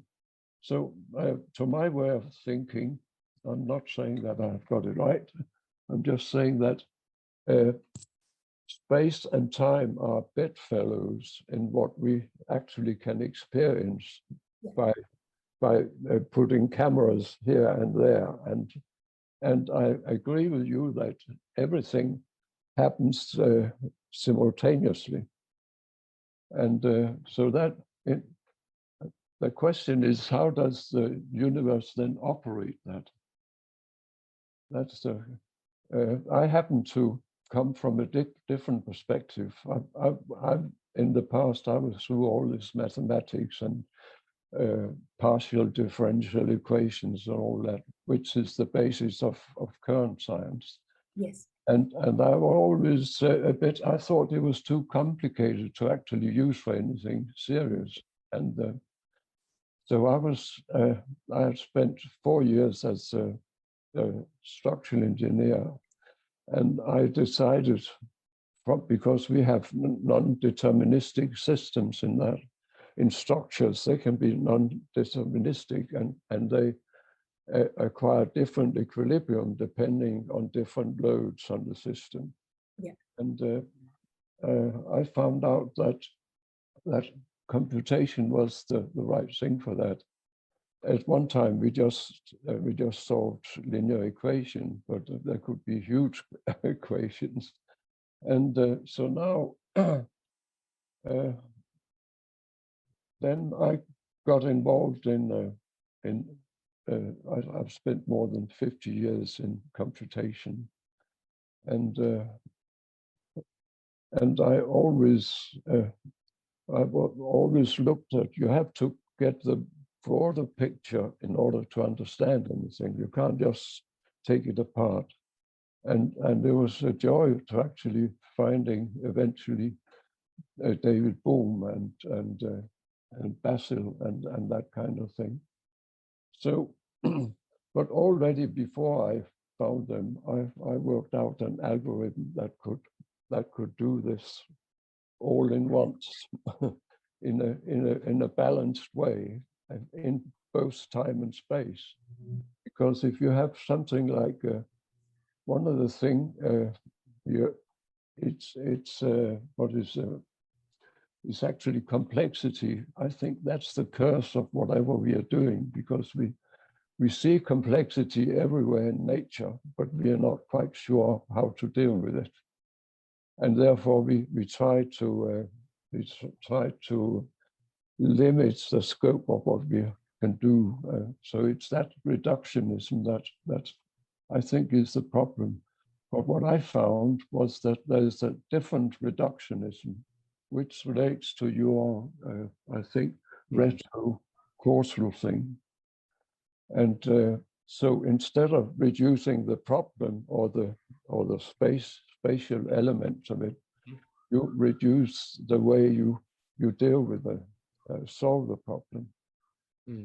And what I found was that the cause effect, there's an open system where the destinations are the goals. The purpose of the whole thing is the focus of our attention. And the funny thing is that if you do that in a transportation network, you can imagine it's like cascading out from a destination. You cascade out. I know Bohm and Basel has a similar thing for what is it called, quantum potential, and that open system going down all kinds of paths. If we sort them in order of not the distance from, but the distance from where you are to your destination, then Sorry, you start with, you have a question to ask. oh, I'm sorry, yes. No, I just, I wanted to ask about this. My fundamental problem was really the space and time being bedfellows, yeah. In order to make sense of it and use intelligence on it. So in terms of the intelligent, or we can talk it artificial intelligence or mind or whatever, mind of God, some people call it. Then, I think you are, from what I followed in your work, you're moving in that direction, and you talked about local time, didn't you? Local temporal, local, yeah. And I think that is embedded in this kind of thing. Yes. Yeah. I should be listening, but yeah, thank you. Yes, certainly space and time are very closely intertwined in both special and general relativity, and they, essentially they're all, the space-time is just another dimension of the four-dimensional space-time manifold. That I think presents us with problems because from the sort of physical point of view, space and time are not that different. They're just different directions on the manifold. But of course, from our sort of observational point of view, space and time are different. We have different access we have access to all of space, only some of time. And so we're trying to reconcile our sort of limited access to these dimensions with the fact that from a physical point of view, it seems like they're all the same. And so that makes some of our physical theorizing difficult because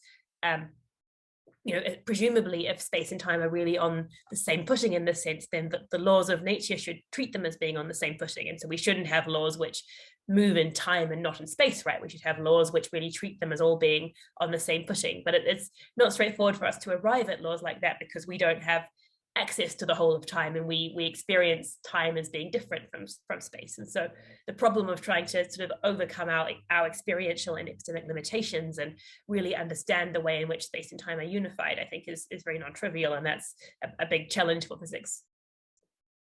I just want to pick up on the comment about mathematics, if I may, because I've just been thinking, and I hope I'm not misquoting or misunderstanding, but Penrose has suggested that maybe future laws of physics need to be non-computational. And it strikes me that your all-at-once theories might be, in that regard, non-computable.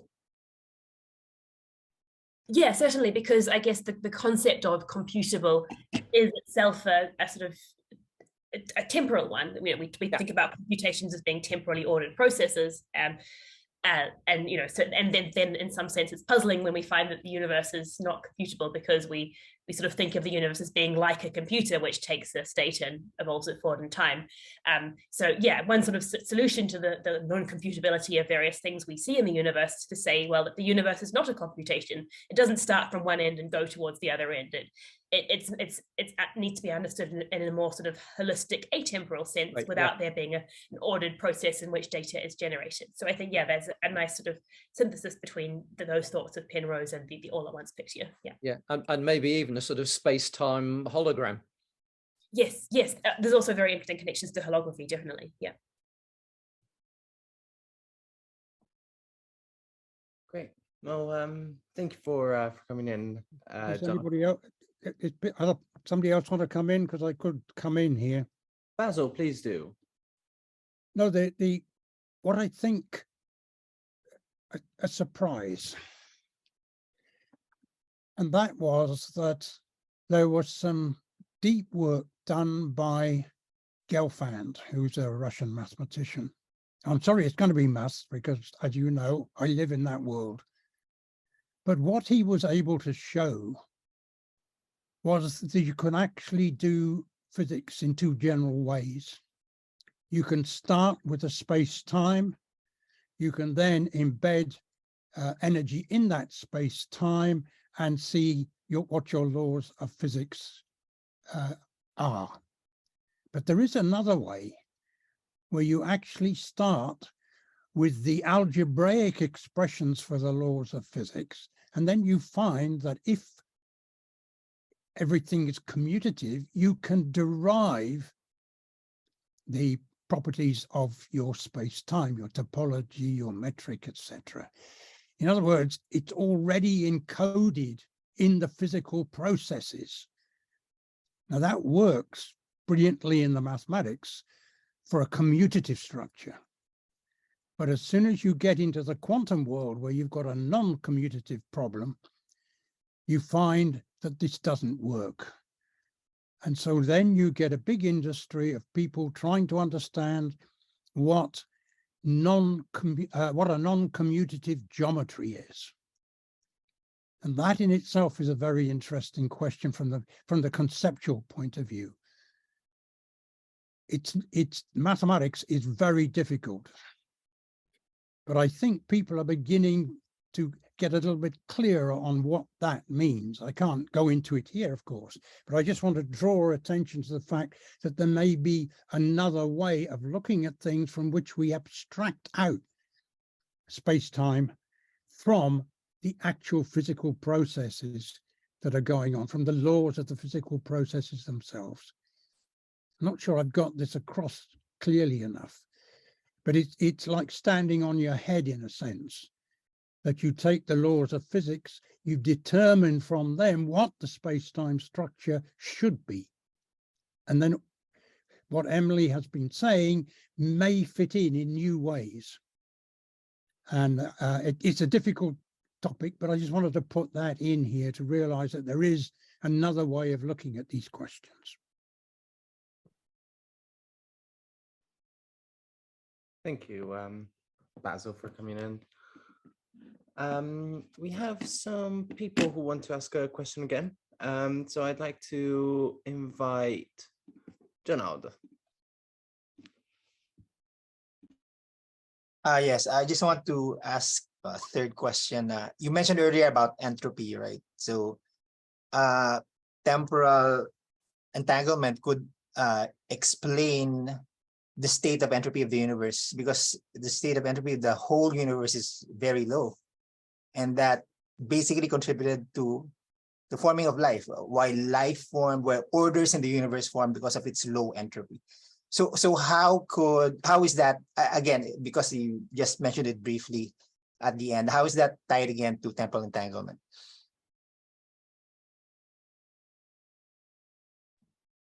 Yeah, so it's not necessarily temporal entanglement that would explain it, but more generally that when we move away from the time evolution paradigm, that opens up new possibilities for explaining things. So in particular, if you're no longer focused on a time evolution paradigm, then you no longer need to say that, well, all valid explanations involve showing that the state evolves from some earlier state. And so in particular, in the time evolution paradigm, there's no hope of explaining the initial low entropy state because there's nothing before it that could explain it. But once you sort of discard that explanatory paradigm, there's reason to think that maybe there are some ways of understanding why that state is the way it is.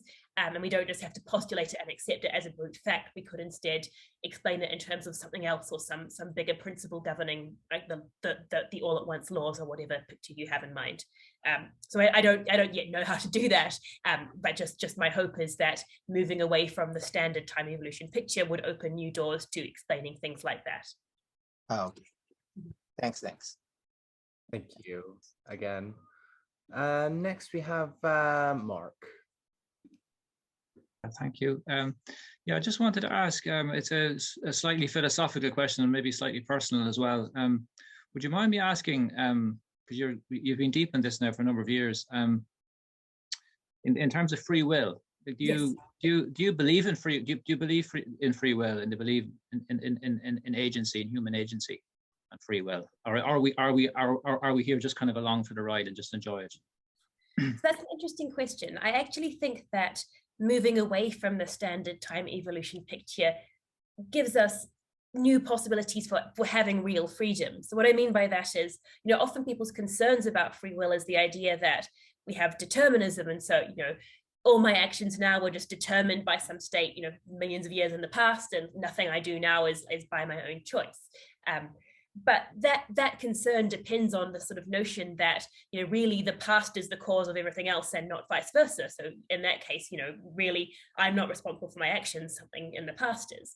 When you move to an all at once picture, that's no longer the case, right? Because it's not the past or the initial state plays no special role in that picture. Everything just comes into being all at once in a sort of correlated way. So from that point of view, my actions now are the cause of the past and future just as much as the past is the cause of my actions. So I think that makes space for a kind of sort of participatory concept of free will, in that all of our actions at different times do play a role in determining the course of history, because the whole of history is adjusted in this sort of mutual reciprocal way. So that's perhaps it's perhaps not the same concept of free will that you sort of see in the sort of original theological notion of free will, but it does, I think, give us more sort of conceptual freedom than you might get in the traditional deterministic time evolution picture. Thank you. Just to add, Thich Nhat Hanh, the Buddhist monk, he sometimes has these meditations where, for example, if you've had a row with somebody who's now dead, you didn't solve the row while the person was still alive. He has this meditation where he believed while he was alive, he died recently, but the meditation could heal that wound in the past by meditating in the present. So it's kind of a similar idea, I think. Yeah, I think it's really helpful to look at conceptions of time in other cultures. Buddhism is a really good example, but there are other cultures as well, because I think a lot of our ideas about how time works in physics are sort of taking for granted our assumptions, our sort of Western assumptions about how time works and sort of the flow of time and temporal becoming. And it's very useful to look at other cultures and see that those assumptions actually aren't universal. Not all cultures have had the same assumptions about how time works. So things that might seem to us as being transparently obvious facts about time and the way time works have just not been obvious at all to other cultures. And so that's a good sort of way to challenge our preconceptions and see that, maybe we need to think differently about time and, the things we think are just obvious facts about time are not actually obvious and have been understood differently by other cultures. Thank you. Great. Thank you, Mark. We have Chris. I would like to come in again. Well, I just love that, what you just said, Emily, because yes, the idea of time as a cyclical thing rather than a linear thing is something which was very, very strong in ancient times, and maybe is associated with the feminine, I'm not sure. But I have to say that I'm a bit more keen on your idea, the way you expressed retrocausality, than the idea of time as being all at once. Because time, our whole understanding of time being all at once is as if it was in this moment. Yes? And if it is all at once, then there isn't a Not moment. really in any particular moment. It's atemporal. It occurs outside of time. It occurs outside of time, yes. And yet, So this, you know, we're all tied together by one factor, which is that we're all in the same simultaneous moment. so I think actually, in my opinion, the only consistent implementation of retrocausality actually is an all-at-once model. So there are kind of two conceptions of retrocausality in the literature, and one of them is the sort of picture where there's two distinct and opposing arrows of time and they kind of collide in the middle. But it's really hard to make that work because basically you can get contradictions. You can have the future wanting one thing to happen and the past wanting another thing to happen, and they kind of collide, and there's no consistent way of saying what happens. You get problems like the sort of the grandfather paradox and all sorts of things. And to avoid that kind of problem, you really need to impose some kind of global all-at-once constraint. So really, if you want to implement retrocausality in a consistent way that doesn't lead to contradictions, you end up being led to an all-at-once picture anyway. So actually, I don't see those as two separate options. I see retrocausality is leading it inevitably to an all-at-once model. So isn't that a little bit? It's well, as I put in the chat, it's so obvious. It's so obvious that our present moment is a meeting of the intentions, not just our personal intentions, but the intentions of everything around us, and every body around us, and every animal, every insect around us. They intersect at this moment, which is only defined by consciousness, as far as I know. Scientists, I don't think, really define the moment apart from consciousness, do they? Yes, so I think in a sort of atemporal all-at-once picture, there is no such thing as the present moment. You know, all moments are the same from the external atemporal point of view. So from that point of view, the present moment is not an objective feature of reality. It's a perspective. You know, I am located at some place in space-time right now, and from my perspective, this moment is the present one. But there are other versions of me in the future and in the past who have different perspectives, and from their perspective, there's some other moment is the present one. So I'm inclined to adopt the sort of perspectival account of presentness and say there's no fact about the present. That's just my view on the universe dictates what is present for me. Well, I get that, but it's very counterintuitive, isn't it? Because the obvious, it's quite obvious to all of us here that we're all living in a simultaneous moment. And that is related to consciousness. Now, I appreciate that so far as science is concerned, they have to treat this as a fiction because it doesn't kind of occur in objective science, because science can't be subjective. So well, this conversation is actually a very interesting demonstration of the illusory nature of our experience of presentness, right? Because we all experience this as being present, but in reality, we're all distributed across the world, and we are experiencing our conversation at a delay, probably, and we don't even know how exactly the extent of the delay, but we're certainly not what we think of it as occurring at the same time and as being a sort of meeting of minds that is occurring simultaneously is not simultaneous. My words are taking time to arrive at all of you, and vice versa. So this is kind of a really nice demonstration of precisely Einstein's point that like simultaneity is an illusion, that we have this notion of a present moment that we all share, but we don't in fact share this moment. We're all having this experience at different moments in different places. Yeah, well, when something is blindingly obvious, it's all very it's an invitation kind of for intellects to argue that it's an illusion. Yes. To me, it's blindingly obvious, and it is blindingly obvious. I think if Bernard was here, he'd want to chip in something about the specious present as well. Yes. 100%, yes. I didn't catch that. Well, the specious present is that's yeah. But Bernard has this idea that the specious present is something that you can define, whereas to me it's actually nested like a Russian doll.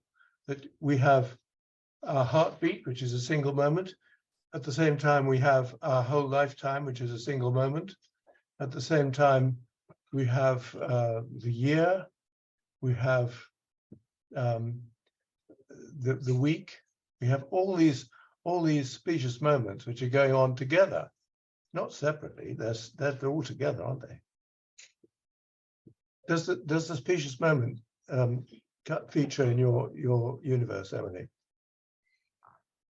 Yes, so I think that, as I said, there's a sort of crucial question for block universe approaches is to understand that the temporal nature of experience. And so, ultimately, there's going to have to be some account of how consciousness fits into this and where our experience of temporal movement and temporal becoming comes from. So I would sort of anticipate that the specious present would play some role in there, because it will be part of the story about how we have temporal experience and why we experience time as flowing, if in fact it is not flowing. So I mean, I don't know all the answers about how to give that account and how to fit consciousness into the picture, but I certainly think that sort of specious present will be part of that story. I'm just chip in a story for nothing other than vague entertainment value, which is I've got dim memories of a Horizon program, with your science documentary program sometime back in the 1990s, I think, where it was a program about the cosmic microwave background radiation, this primary bit of evidence for the Big Bang. And at the end they took a slightly unusual way of ending the program, because they'd spoken to various research students and professors during the course of the program. And they said to each one at the end, if you could ask God one question, what would that question be? And they spoke to all the sort of young researchers, and they came up with things like, is omega exactly equal to 1? And they had all these technical questions. And then it came to Carlos Frank, who's a very important researcher, particularly to do with dark matter. And his question was, is time real? And that just sort of cut away the whole, let's get down to the nitty gritty, Carlos. Let's just ask the one question that could actually get us somewhere. Yeah, fascinating. Yeah, that's probably the question I would have wanted to ask too. Yes. Great. Well, thank you, Chris, for coming in. Now we do have about 5. Of course, Basil. Yes. Can I just want to make sure that nobody else wants to say something. I don't see any hands up, so please, Okay. Basil. No, first of all, about time. No, that's all I'm going to talk about at the moment. And the specious present, I tried to capture that in the mathematics. Oh God, not again. In the sense that I had a theory of moments. It's a paper I've actually published, in which the non-locality of time was sort of built into it, so that I had it in the terms of a time difference and a mean time. And the mathematics came out very similar to the mathematics of a spatial moment. And what that required was going into a bialgebra, which I know is technical, but it's the mathematical way of handling it, and then seeing what comes out of it. But then I had to find, okay, but I need a whole hierarchy of these times. So then I ended up with an idea that perhaps there are a whole hierarchy of times, that we're confusing things by making them just one time. And this way of opens it up. If you're coming into it from a manifold, etc., differentiable manifold, then you've only got one time because you've restricted yourself to having one time. But suppose you try to build in a moment, which is a patch of time, where you can't really say whether it's an instant. You're somewhere in that region of time, but you can't pinpoint it exactly at t. So then how do you paste all those together in the mathematical form? And that's what led me to this doubling of everything. So I had a mean time and a difference in time. So that's your specious present, together with a way of keeping track of the various developments of the specious present I'm calling them moment. I call them moments. Moments. A moment has a beginning and an ending, doesn't it? Yeah, but it doesn't have to have a sharp beginning and a sharp ending. No. It can. So there's always a problem with the boundary. It can always fade away. I mean, mathematicians have great fun in playing around with the boundaries, making them sharp or making them non-sharp. If you make them sharp, you've got a singularity there, and then you have to deal with what Penrose is talking about nowadays, cohomology. But please, this is just for the people who know what I'm talking about. But in the literary world, you have stories within stories. Absolutely. Nothing that I'm saying is particular to the mathematics. The trouble is we have in literature, in poetry, etc., we have lots of very interesting ideas, but they don't enter into science because we can't mathematize them. And what I'm trying to say is that we should be thinking, those who are interested, in a little bit about what is the language of mathematics? Can we modify it and produce mathematics which will enable us to handle these concepts? I'm pretty confident there is, because there's been developed a subject called category theory. And category theory is about morphisms, it's about processes and how you fit processes together. And I feel one of the essential features we're missing in physics is coming from the process angle. We're always thinking about particles going somewhere or other. The nearest we've got away from it is to say everything is a field, but the field depends upon a point. All the structures we've got have that basic idea that space-time is somehow a priori given. And I want to say, no, it isn't. We've discovered it. We've discovered it. The Egyptians discovered it by pacing out their fields so that people can tax them. And that led to Euclidean geometry. And then people came around,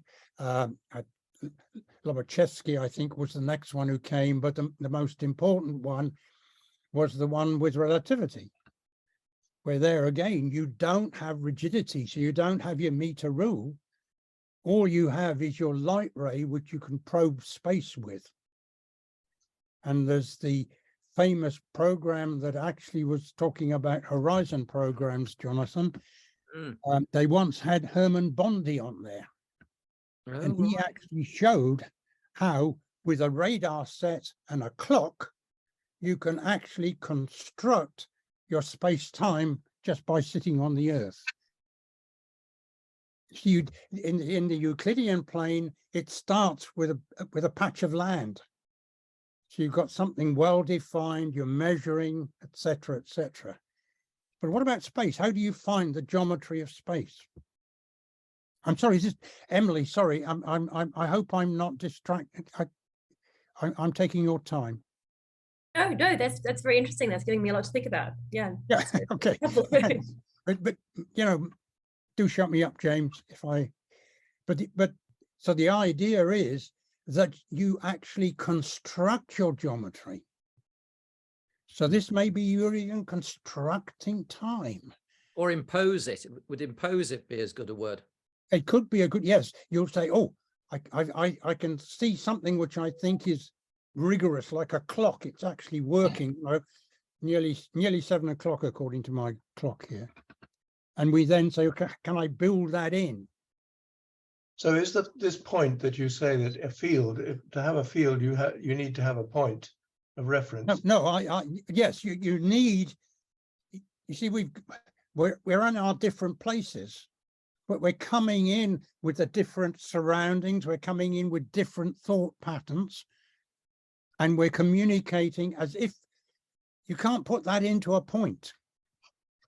Say, I'm influencing you at a point, because it's all this other garbage that comes in and you receive it in terms of a different set of ideas.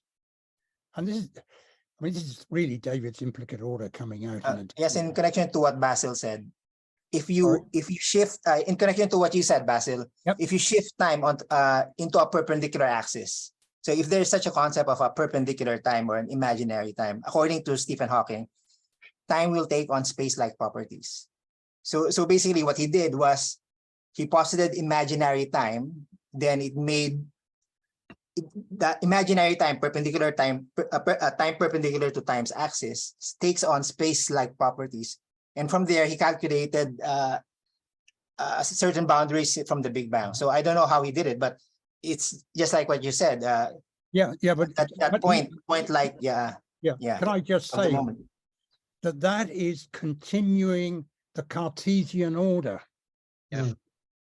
It's not looking at the possibility of different orders. I see.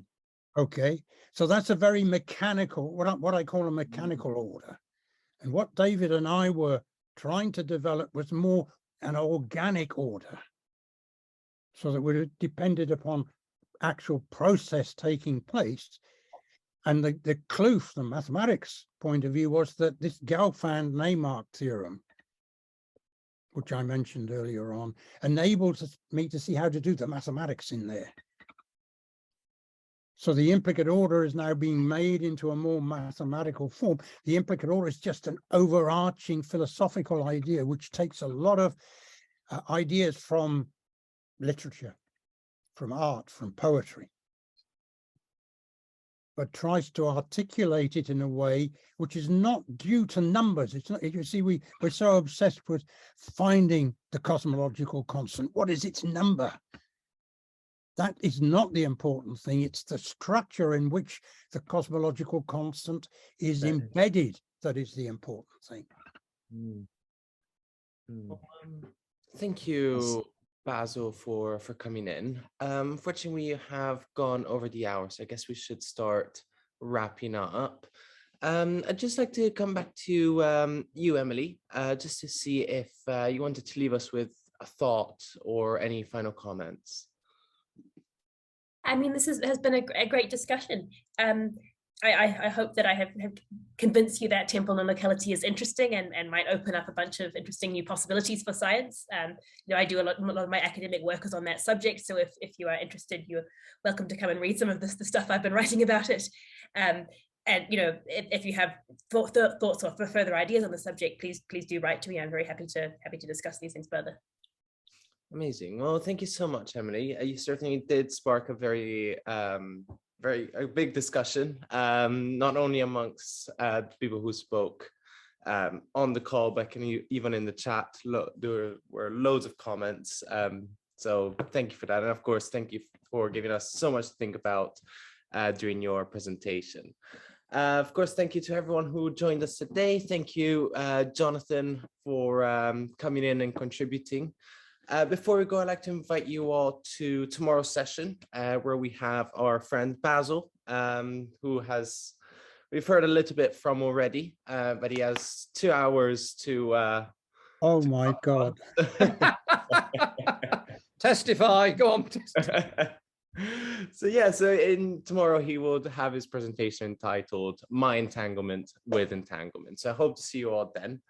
If you'd like to contact us in the meantime, please use our website or email us at eleanor@paricenter.com. Until then, thank you again, Emily. Thank you again, everyone. And we'll see you again soon here at the Pari Center.